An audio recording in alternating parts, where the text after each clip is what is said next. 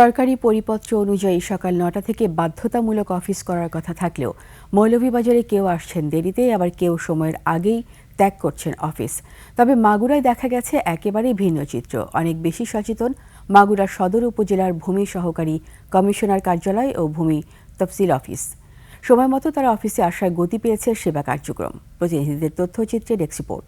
72 ঘন্টা moisture lock সমৃদ্ধ lily body wash, শিয়া বাটারের goodness skin repair করে রাখে সফট ও গ্লোয়িং। সকাল ৯টা ১৫। তখনও খোলা হয়নি মৌলভীবাজার সদর উপজেলা মাধ্যমিক শিক্ষা কর্মকর্তার কার্যালয়। বন্ধ ছিল প্রাথমিক শিক্ষা কর্মকর্তার অফিসও। অফিসে ছিলেন না উপজেলা কৃষি অফিসার, সমাজসেবা অফিসার ও প্রকল্প বাস্তবায়ন কর্মকর্তা সহ আরও অনেকে। আমি ওই গাড়িটা একটু নষ্ট হয়ে গেছিল, এই জন্য আসতে একটু দেরি। আমাদের এতিমখানা পরিদর্শনে গেছে স্যার, ডিউটি স্যারকে নিয়ে।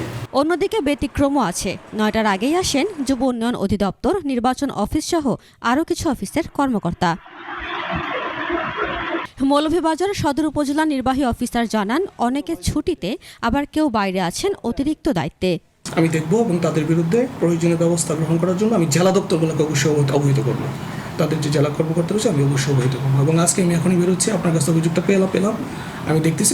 তবে ভিন্ন চিত্র দেখা গেছে মাগুরায়। সকাল ৯টার মধ্যেই ভূমি অফিসের ছোট বড় সব কর্মচারী প্রবেশ করেন তাদের কক্ষে।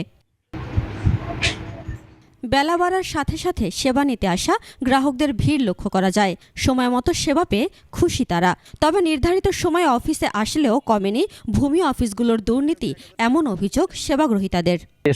ম্যাডাম উনি আসছে এবং স্টাফের সবাই আসছে, যাদেরকে আমি কম বেশি চিনি। এখানে বেশ কিছুদিন আমি আসি আমার নিজের কাজের জন্য, এসে দেখি যে সবাই উপস্থিত আছে। এসিল্যান্ড, ভূমি অফিস, রেজিস্ট্রি অফিস, এইসব জায়গায় কিন্তু পর্যাপ্ত দুর্নীতি হয়।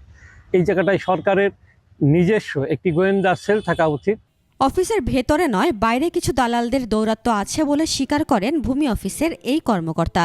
অফিসের যদি বলে যে আমি অফিসের কর্মচারী, তাহলে তার অফিসের দায়ভার বড়। যদি অফিসের কথা না বলে যে ভাই আমি এগুলো কাজ করে দিয়ে থাকি, তাহলে কিন্তু অফিসের দায়ভার পড়ে না।